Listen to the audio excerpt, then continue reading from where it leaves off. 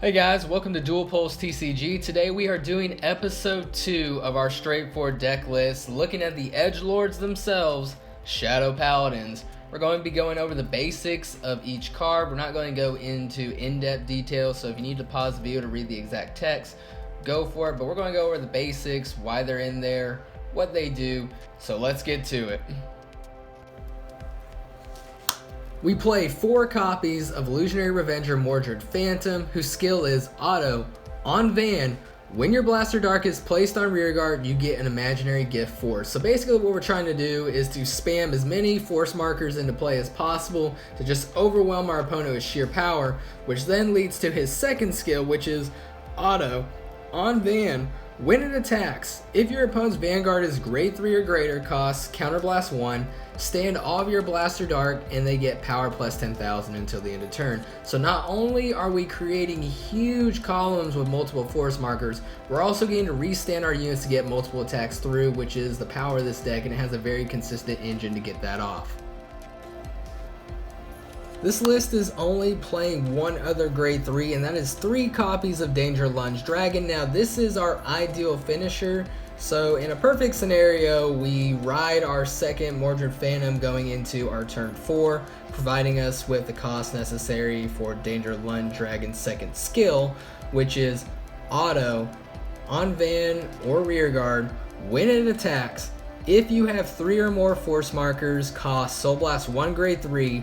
Until end of that battle, this unit gets power plus 10,000, plus 1 critical, and your opponent cannot call Sentinels from hand. So either we're forcing our opponent to dump a ton of hand size to guard this attack, or they're going to be taking a lot of damage, hopefully enough to win the game.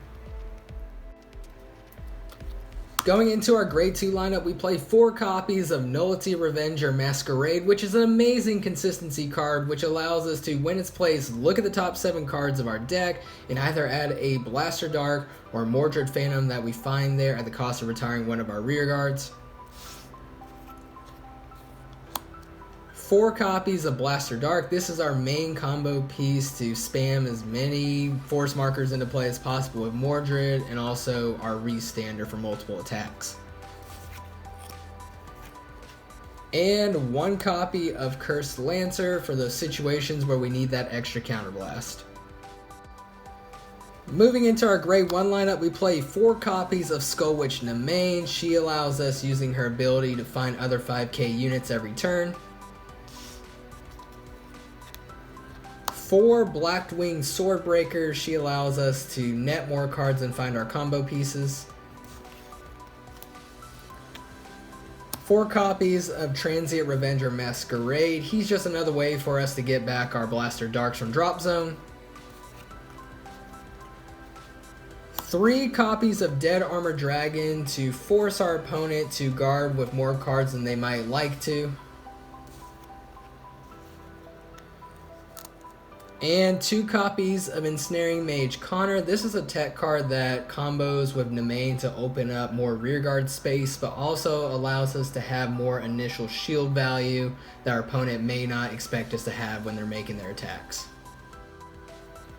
Our trigger lineup is pretty generic. We're playing 4 draw, 4 heal, 8 critical. We're trying to end the game as quickly as possible, and playing 8 crit allows us to have the consistency of early and late game pressure to help us finish it off quickly.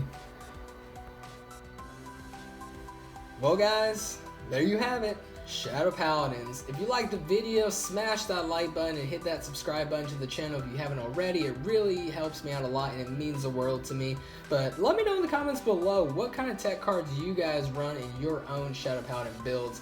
There's a lot of different cards out there, so I really want to see what you guys run in your list. But until next time guys, I'll see you around.